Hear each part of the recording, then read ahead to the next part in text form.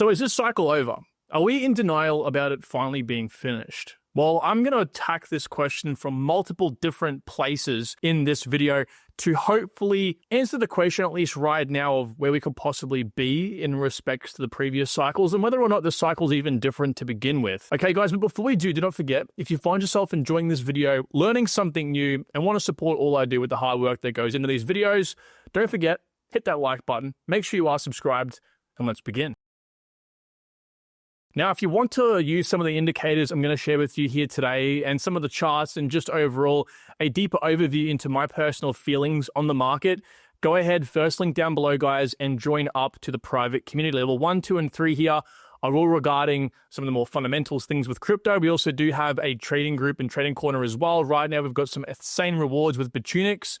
So, of course, if you do want to optimize your strategies and also your overall fundamental analysis on the cycle with data analysis and some of the best people in crypto, then make sure you go down below, first link, and join up.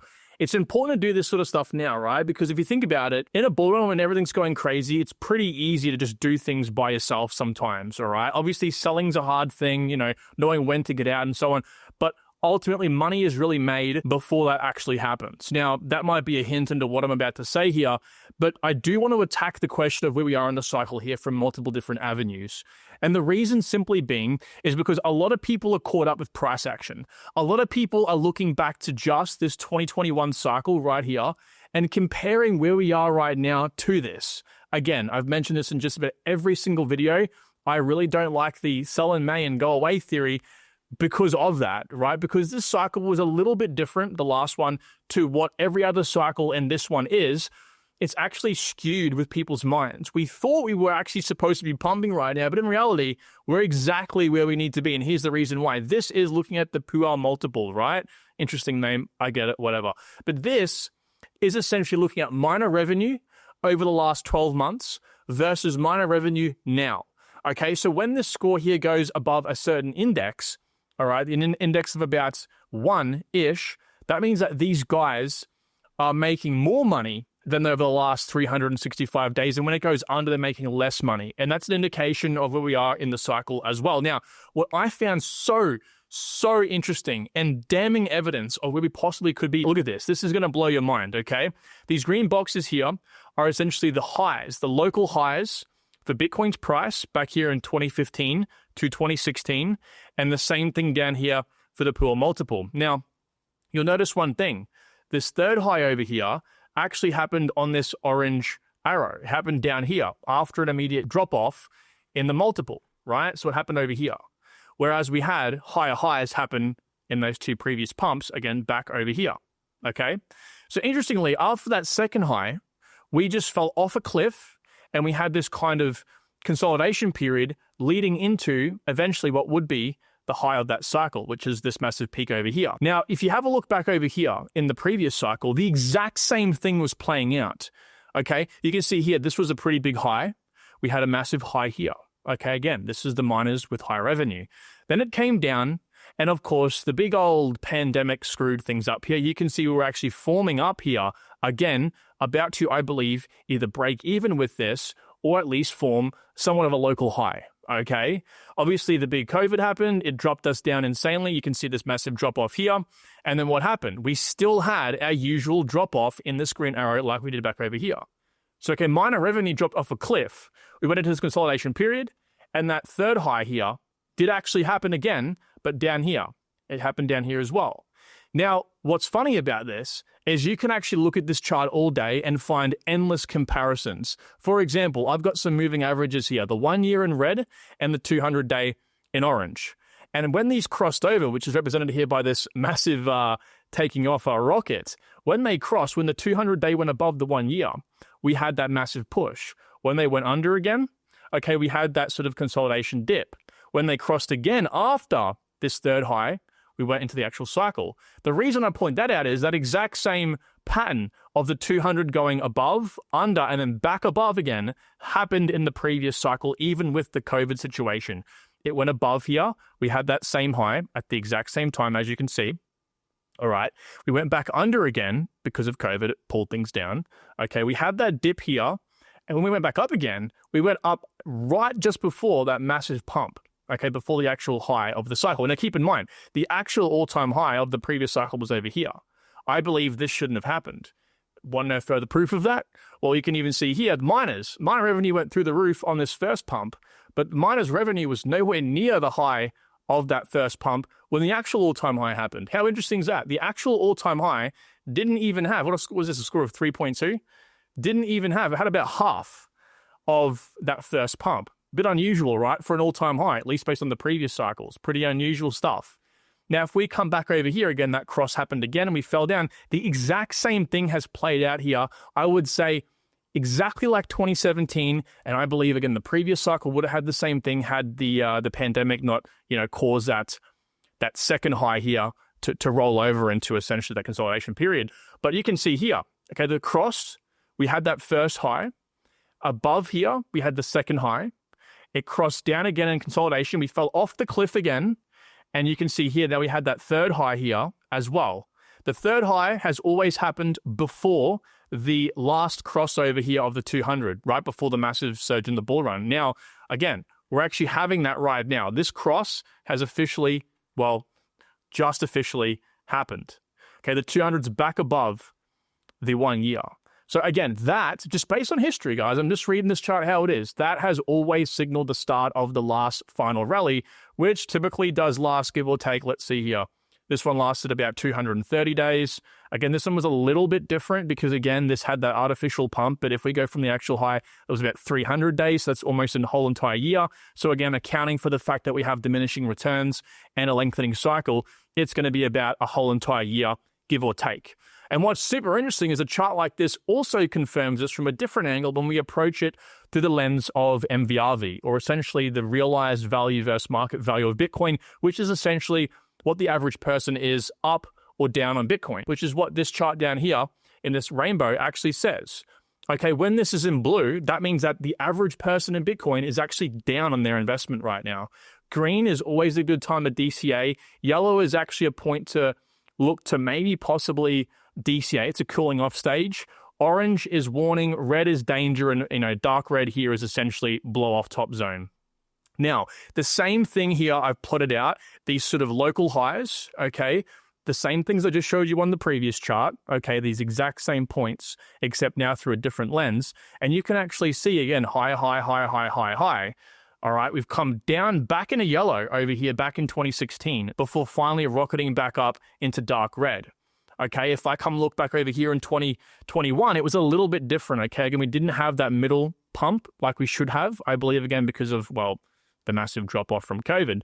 But you can see here that we actually, I believe if we did, it would have made probably a higher high, okay? This wouldn't have existed, as I've said now, for quite a while, all right? This wouldn't have been here. So this would have been probably more drawn out. This probably would have happened again. And then again, we actually fell back down here again into yellow after that third pump. Okay, you can't call it a higher high, obviously, it's a lower high. But after that third surge here, we fell back into the yellow, and then we went up. Now, the same thing's happened here, okay? So the 1, 2, 3. These are actually higher highs here. These aren't quite higher highs on this. We actually just were slightly beneath this color here, unfortunately, so it doesn't exactly play out the same. But we actually did, for the most part here, have a lower high, have a higher high, and then, of course, over here, we've had slightly a lower high. But nevertheless, the same thing's happened. We've fallen now back down after that third top into yellow. So one top technically would have been two tops, maybe even a local top. 3 here in the yellow, off. 1, 2, 3, back in the yellow, take off. So we're back in the yellow. Now, again, lengthening cycles are playing out here. So I don't expect us to magically over the next couple months, like in the past, take off in the same degree. It could take 3 months, 6 months. And this time around, we do have a massive variable at play because we do have a macro unfavorable conditions at the moment, at least for the immediate and short term. So that's, of course, in a question as well. But all I'm trying to point out here is the fact of approaching it via miner revenue, approaching it via average buy-in price. They are both saying we're actually exactly on pace right now. Again, the last cycle, I can't tell you this enough. The last cycle was a massive wildcard. Here is yet another way we can look at this. This looks at here, I believe, a very powerful ribbon tacking on the 50, 100, and 200 day moving averages And this red line here is the 1 year moving average. So it's the same as this chart back here. It's the same 1 year moving average. And all this does is essentially, and I've actually created an algorithm here to tell me with these crosses and these arrows, where these three smaller moving averages cross beneath the 1 year, signaling, as you might imagine, the bear market. So if I show you with this here signals when they went under, that's the bear market confirmation. When they go above the 1 year, that's confirmation of the bull run. Now, all I'm trying to point out, because there's a lot to digest here, all I'm trying to point out is a few very important characteristics that play out in every single cycle that is playing out again in this cycle. You see this sort of green arch here and this black arch? Well, the green arch, the first little sort of pump that happens within a cycle, so this point right here, this first pump, always happens when the bull run signals from the moving averages coming above the 1 year. So again, let me just try to confirm that for you guys here. I'll zoom in a little bit. You can see here that back in 2012, when these EMAs went above the 1 year, it signaled the start of the bull run, and we always have a bit of a pump and a bit of a retracement. That's what this arch is kind of trying to show you here, okay? We also then have, again, the price moving up, but then we have a second pump with a second correction that does come within a cycle as well. That's the black arch. So we have one arch, two arch, all-time high, okay? We have a bear market, and then again, coincidentally enough, at the signal of the start of the bull run, we have that first arch, so a pump, then a correction. We have the second arch, okay, so a pump again and a correction, and then the bull run ensues. Okay, you can see even this happened back here in 2021, or well, technically 2019, the last cycle, right? We had this arch signal the start of the bull run, and then what's interesting about this is so there's the arch, we actually came back down again, and then this is why this re-signaled green here, because again, these moving averages went beneath and then back up again. And then it signaled bear market again because they came down, and then back up again, signaling the start again. Now, I want to note this, because we didn't have, again, that second pump that I was talking to you guys about back over here that was cancelled out. Okay, that second pump that should have been there, but again, COVID kind of, well, for lack of a better word, blocked us, right? It essentially blocked us. So zooming in here, that second arch, the black arch didn't happen, but you can see it was starting to. Okay, it was starting to form something here. And again, this is what I was sort of expected playing out.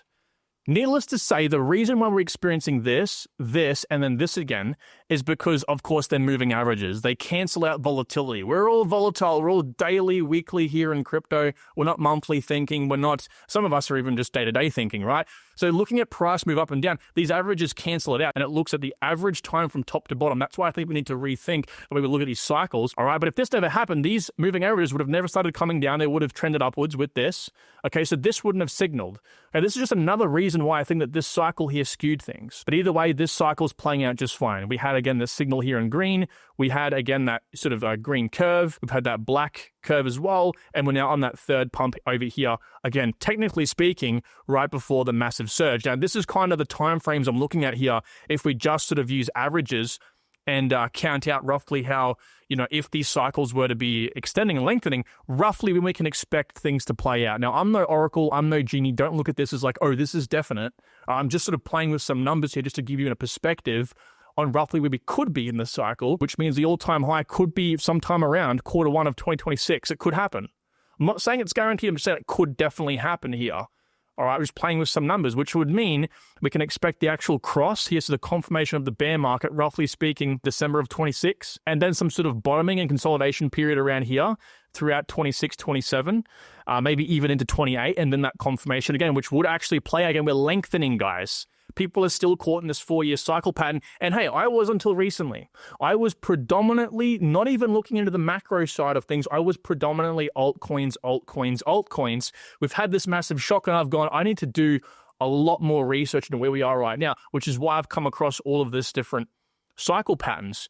If we have a look here at the volume weighted average price, even having a look at, again, price and weighting price based on the volume, okay, the money traded on a certain date, but the VWAP's on a 1-year period. So these bands, where these sort of bands flare out and then contract, that's a 1-year period. Any VWAP trader will tell you the first sort of, let's just say, quarter of a VWAP is always quite volatile, right? Normally either pumps up very quickly or drops very quickly and then figures out what's happening. You can see here, pumps up very quickly, figures out what's happening, comes back to baseline, because this essentially is the fair value of the project over this period, right? And you can see we're quite down at the moment. But if I go back and show the different cycles, I'll put on the automatic band here. All right, this is that sort of 12 months we're in right now. And you can just see, again, that pump we have, that correction before, again, this shouldn't have happened, but essentially a pump, a correction, and then we sort of trend upwards. That was the last cycle. If I take us back here to 2018, the same thing happened in that last 12 months as well. All right, if I zoom right in here, we actually came up, came down, and then we found our way back up to the VWAP baseline before finding this level of support and then finally going up as well. So again, like this is just looking through this at different lenses, all right? Looking at the cycle through averages and looking at the cycle, trying to cut out the noise. And this is very, very common. And not just in the last 12 months of a cycle, but again, happens every single open and close of VWAP. So in my personal opinion, we're in denial about this cycle, but we're looking at through the 4-year lens. A lot of us are looking at, especially compared to last cycle, which was a completely different cycle to normal. Now, I don't know for certain if what I'm saying is going to come true. That's the whole point of this. It's just looking at different theories. But as it stands right now, as what we know, I think we're on track, guys. And that's what the data is telling me anyway. Now, the one wild card here is definitely what's happening with altcoins. But just like I've said, we're not going to have alt season until we have an absolute confirmation that people are willing to spend money, until the economy and economies at large, begin to boom, begin to fall into an expansion, not, tied into contraction like where they're pretty much all hanging out right now. There's a look at the ETH to Bitcoin's relationship with the same bands on here as well. And you can actually see some patterns, all right? Now you can see clearly here when the Fed stopped QT and began to instantly pivot into QE, that was the exact bottom of the Bitcoin ETH relationship. Exactly. You can see it right here. That pumped us up immediately, but what really caused a massive surge was this. Now, if I pull this chart up, you can see it even better, which is looking at alts, total 3 here in blue, again with the Fed's balance sheet in black. And literally from the point at which the Fed decided to go into QT back here in 2018, that is the point in which the altcoins topped and came down. The point in which they pivoted was really down here. I mean, they definitely came up over here thanks to ETH and so on, but like really where they had that massive sort of rush was with this massive surge here because of QE. Okay, and ever since this point right here in March of 2022, when they actually started rolling over back into QT again, you can see alts have pretty much suffered. Now, yes, they've gone up quite a bit here. Yes, they've gone up a nice juicy percentage. It's about 200 or 300% on average. That's the market cap at least. We have more coins, more money in the space. That's not an indication of them performing well. A better indication of this would most definitely be alts to BTC, but you can also see the same thing in ETH to BTC here. All right, BTC's really absorbed most of this. Altcoins and ETH really haven't. Now, if you remember, the Fed's planning to end QT soon. So we're going neutral again. Hopefully, you can see we're kind of coming on this nice curve here. Roughly estimated, at least Polymarket saying 100% chance before May even. They've said June, but even before May it could come. So this might even happen here by April 30th, which is this point right here.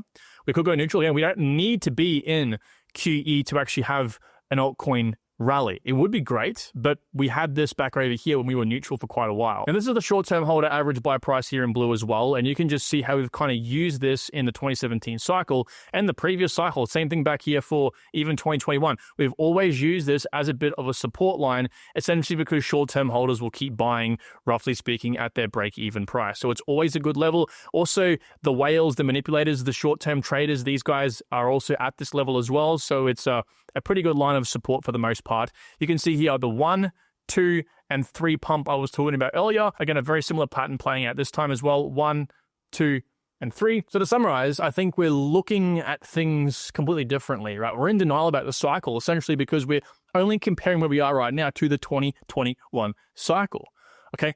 Wild card cycle. I'm going to keep repeating this until people start to realize that. When you look at fractals from back then to now, and you try to compare them, they don't match. But what does match is the on-chain data. So I'll leave it there. I won't carry on too much longer, but let me know if you have enjoyed this and made it the whole way through with a like down below. I really do appreciate that a lot. So thank you everyone who supports the channel in that way. Again, come and join the private community. Get amongst a strong group of people who are looking through the noise and are using charts to discern where we are right now. When things come back around again, you'll have everything set up, exit levels, proper price predictions, the whole works. See you guys in there. Talk soon.